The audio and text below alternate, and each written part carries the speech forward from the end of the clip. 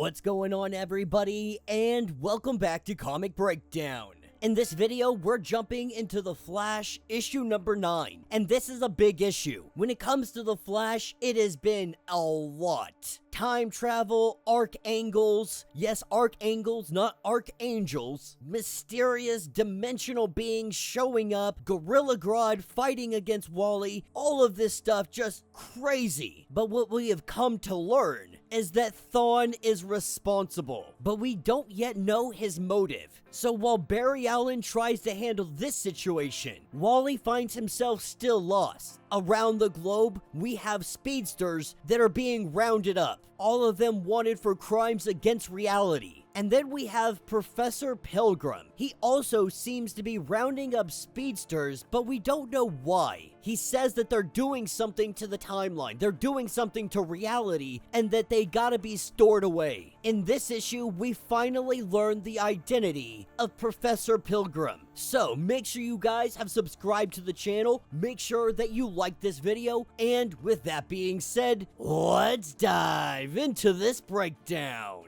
Alright gang, so as we pick up with this issue, we are starting it off with narration from Thawne. He is in the mind of Barry Allen. He is taunting him, trying to make him go mad, telling him that there is no chance of him winning in this fight, because you know who we are. He tells Barry to say the name, and that's when Barry says Thawne, Hunter Zolomon, Edward Claris. This isn't just Thawne. This is all of them and so many more. Billions of the reverse flashes from across billions of parallels. All of them have been brought together. Every single one of them. This is all because of the Archangels. They are the ones that rescued the Thawnes, the Hunter Zolomons, the reverse flashes. Threaded them all together. A knot of paradoxes. A temporal tangle. A crown of thorns. And they set a strange attractor to draw all of them through to here, to the now, because they know something that Barry never learned. All things end. This is what takes us to Professor Pilgrim. We have Jai that has been working on his abilities, far exceeding anything that Professor Pilgrim thought he was capable of. He has been reshaping dimensions using the Speed Force as a tool. But then he thought, what if he could use one of these tame spiders to make a scanner? One of the devices that Professor Pilgrim has here. That their web is basically space-time. The widows are dimensional cosmic projections. But somehow Jai was able to make this work. So much so that he is able to see where his dad is. He's able to see Wally. Almost as if it's in a place that doesn't exist. A place made up of imaginary math.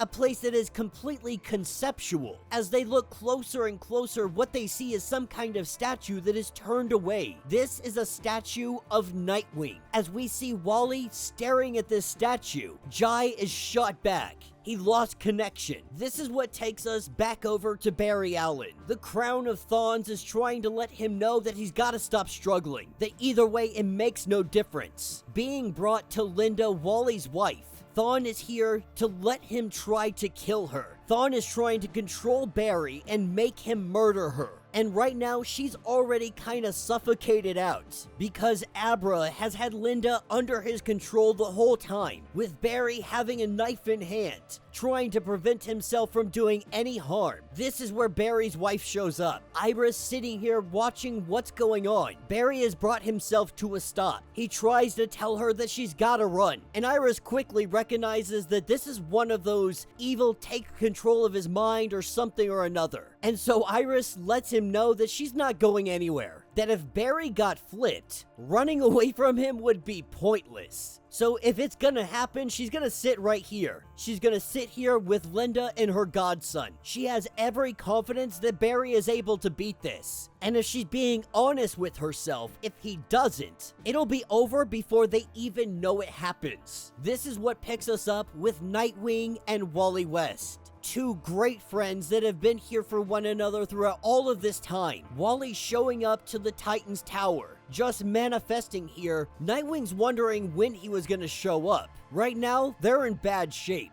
Heroes in general, speedsters most of all. Right now, their back is against the wall. But right now, most of all, his friend has been in the wind, wondering where Wally has been. As Wally begins to talk to him, we see that Wally doesn't remember who he is. He barely remembers Barry Allen's name, trying to talk to him, trying to make some sense of all of this. They're unable to do so. The only thing Wally knows is that he's gotta disappear, that he's gotta shut himself away. He is too afraid of hurting everybody that he loves and cares about. As he goes to walk away, Nightwing tells him that you once told me, change the way you look at things and the things you look at will change. So he doesn't know what's going on with Wally, but he does know that Wally is the best father, the best husband, the best of friend.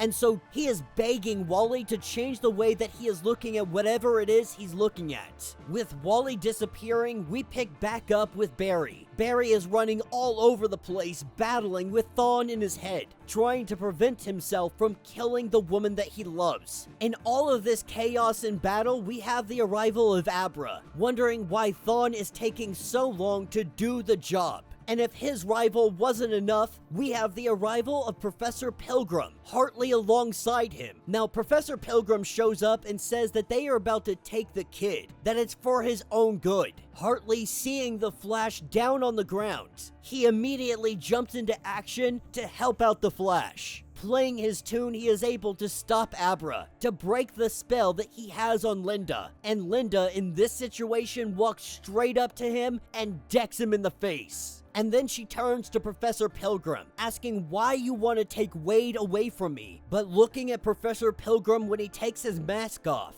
this is what really affirms her in being able to give over her kid. The way Professor Pilgrim lays it out, it's either him or Waller. And so Linda hands over Wade. She knows his eyes and she trusts that Wade is going to be safe. At this point, Barry has broken Thawne's hold on him, and Barry now talking to Professor Pilgrim, asking if he is the one that has been kidnapping speedsters. And Professor Pilgrim tells him that yes, but our data is good. Barry tells him his data is wrong, that there is a conspiracy of rogues manipulating everything. They keep talking about a weapon, and Barry believes that this weapon is Wally West, that they're all being backed by someone known as the Archangels. But Barry believes that they're talking about the Archangels, not understanding why they said it so strangely. But if this wasn't enough of a situation, this is when a rocket shows up behind the Flash. The Flash grabs this rocket, and this individual that shot the rocket tells Barry in light of evidence from the Bureau of Sovereignty, the bureau that is run by Amanda Waller, he is under arrest. He is asked to surrender, that the missile he caught, the one in his hand, it will detonate and he can't let go of it, that it's asphyxiated to his hand. With Barry telling Professor Pilgrim to get Wade out of here. As Barry goes to handle this situation, Professor Pilgrim returns, only to find that Jai is irate. He has found all the speedsters that have been kept in captivity, kept in suspension, asking Professor Pilgrim what the heck is going on and why you have my brother in your hands. This is where Professor Pilgrim takes off his helmet, hat, whatever you want to call it. He takes off his mask. He lets Jai know that your mother is safe. He says the mission that he got from the Archangels. They told him to wipe out all speedsters to save the multiverse. But he knew he had to find another way. That he couldn't murder his own people. Because he is Wade. They are both his brother. And there is no way that they are going to let their family die. As we pick up with Barry Allen, we see that he is facing off against Batman. For old time's sake, the two of them are going face to face. And that will be the end of this issue. So let me know what you guys think down in the comments. Alright, so the Flash comics have a lot going on in them. We can assume that Batman at the end facing off against Barry Allen has got to be failsafe. This has got to be them trying to do their absolute power move. Now, we already know Amanda Waller is trying to rein in speedsters, trying to grab them all. What Professor Pilgrim Wade, aka Wade, is doing is grabbing them before Waller does. Doing so in an attempt to take them off the board, but not have them harmed. But obviously, Barry Allen is the biggest target. He is the center of all speedsters. Of course, Amanda Waller is going to send the best after him. And no matter how much I love the Flash, he can't win against Failsafe. This battle was over before it even began. And one last point to make is the Crown of Thorns. A knot of paradoxes, every reverse flash from billions of parallels. This is a power that is unprecedented.